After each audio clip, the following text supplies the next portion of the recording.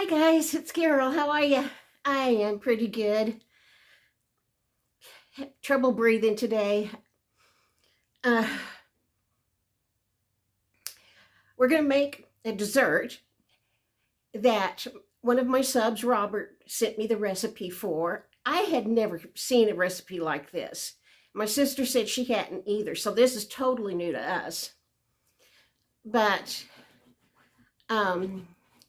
I wasn't sure about one thing, so I put the ingredients in Pinterest and I just did a search for pudding, Cool Whip, crackers, and a whole bunch of recipes came up for eclair cake. So that's what we're making. Is that how you say that word, eclair? Anyway, we're going to do that in a minute. Actually, I'm going to do it two different ways. But first, Casey and I were in the kitchen ready to start making it, ready to film. And she got the milk out to make my pudding, and the milk was sour. I still can't smell very well, and Casey can't really smell very well either, but I guess she could smell enough to know that was soured milk. But anyway, she's run to a Brahms dairy store that's just about a mile from us to get some more milk. So I'm talking to you while she's doing that. I wanted to tell you, a couple of you in comments mentioned something about the Cadillac Ranch necklaces from when I was in that gift shop. If you will Google, I'm sorry, on my phone, I don't know how to put a link in, but if you will Google Texas Country Reporter Cadillac jewelry, it will bring up a wonderful little article, video about the Texas Country Reporter interviewing the man who first came up with this idea. And it's amazing. He picks up just chunks of paint that have fallen off the Cadillacs, and they just look like garbage, and then he polishes them until they are beautiful. Here's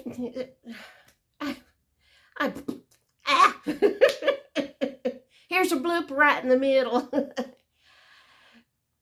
I just had a day when I can't think. I can't get the words from my brain to my mouth. I just feel horribly jittery all inside. And that's usually a feeling I get from a medication, but I didn't take that today. And I have a hard time breathing. For my new subs, there's this art thing just right outside of town. I live in Amarillo, Texas on I-40, and on Route 66 went through here. Anyway, this rich man liked art. He decided to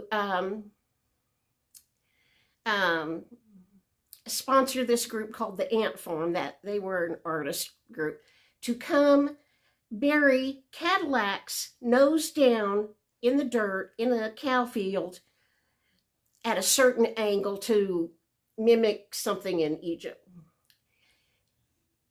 Okay. And then they got that done, and then the idea was for you to bring a can of spray paint out there and spray whatever you want to on there.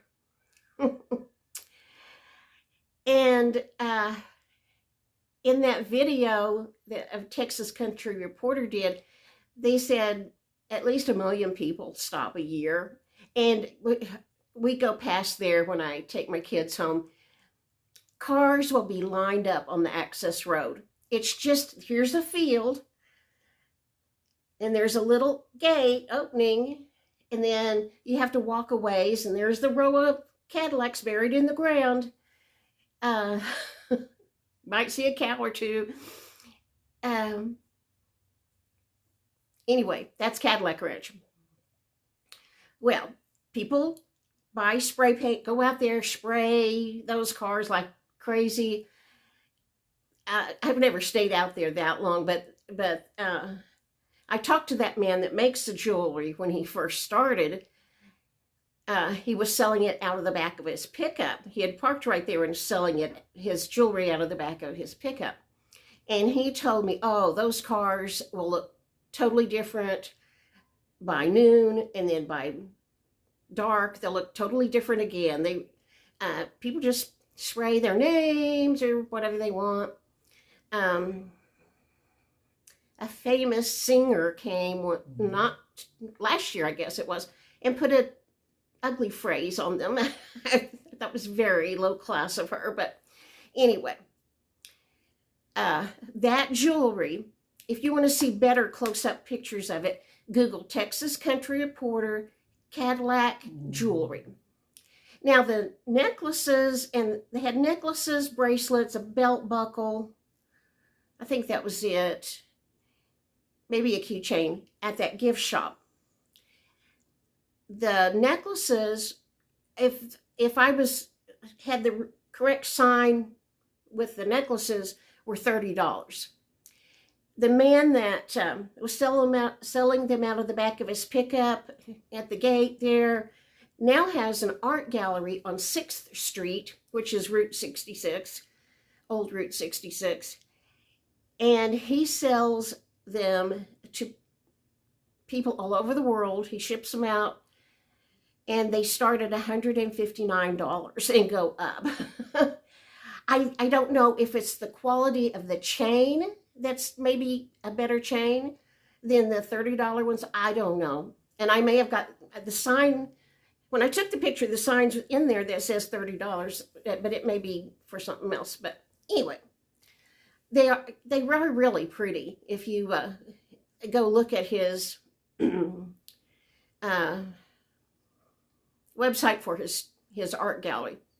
Anyway, and then there was something else I was supposed to tell you. Toby? We don't know. Okay, we're going to wait for Casey to get here, I guess. I'll tell you the beginning of the recipe. You need a 9x13 pan. You spray it with nonstick spray. And then you're ready to put these ingredients in. It's a no-bake cake. So she'll be here any second and I'll finish. Don't go away. Okay, here is my vanilla pudding. These are great value, buttery smooth crackers. That's what that is. That's my Cool Whip. And then I'm also going to do one with graham crackers. I read about that on Pinterest. What I really wanted was cinnamon graham crackers, but Walmart was out. And then for the frosting, we have Hershey's milk chocolate. So let's get this going. Okay, butter crackers and a layer of pudding. The Jell-O I had was a big box. I was supposed to have a little box, so whoops. This was the part where I was wondering how you do it, because I knew I would not have an easy time spreading this over those crackers. I'm going to put a little more. Okay. And then you put another layer. Oh, I've got another blooper for you. I spill something every single day. My sister says, why are you constantly dropping things? I don't know why I constantly dropping something or spilling it. When I poured the milk in the bowl to mix up that pudding, I was carrying it across to the counter behind me, and I either hit the countertop or just was clumsy, but spilled it in the floor. I'll stick it in a picture. I don't do retakes. What you see is what you get, because if you were my friend and you had come over and we were talking, I wouldn't say, wait, let me tell you that again in a different way. Okay. Now, we're going to put our next layer of pudding. Get over there, cracker. And evidently what happens, you have to refrigerate this at least 8 hours overnight, preferably. The crackers kind of melt into the pudding to make a real soft crust, evidently. Like I said, I've never had this, never seen it before. Okay, now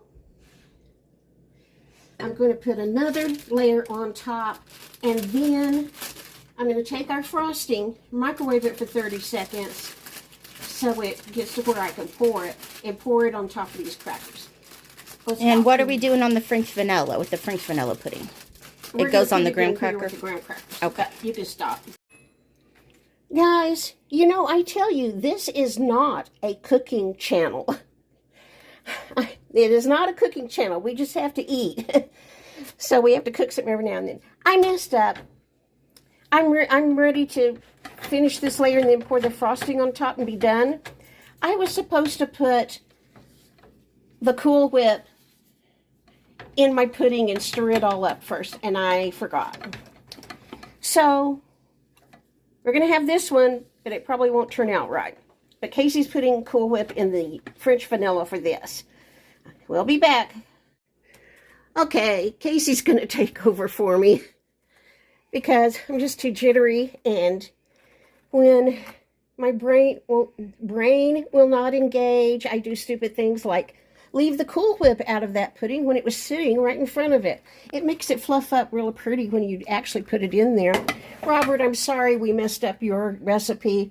We'll do it right another time, but we'll eat this. That is still hard to spread. Yeah. I'm going to do the chocolate on top on both of them at the same time. Anyway, I don't know if I told you, you put it in there. It didn't say cover it, but I'm going to cover it with foil. And you put it in the fridge for at least 8 hours, preferably overnight. And I'll be back and show you the frosting on it. Okay, when Casey put the Cool Whip in this one, and it was much easier to smooth over the crackers. So next time I'll try to remember to do it right. Okay, we warmed that for 30 seconds in the microwave, and now Casey is putting the chocolate on top of the crackers.